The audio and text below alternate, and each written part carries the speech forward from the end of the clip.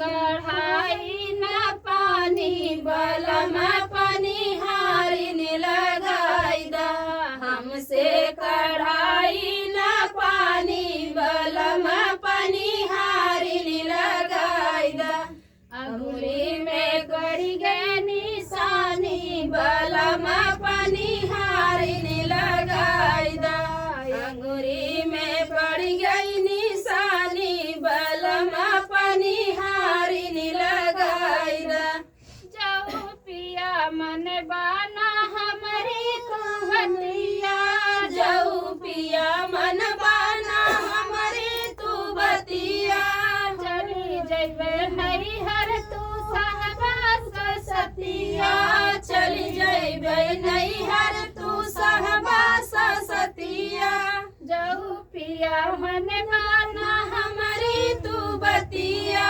चली जैबे नहीं हर तू सहबास सतिया यही बात दिल में समानी बलम पनिहारिन लगाई दा यही बात दिल में समानी बलम पनिहारिन लगाई दा अंगुरी में पड़ गई निशानी बलम पनिहारिन लगाई दा।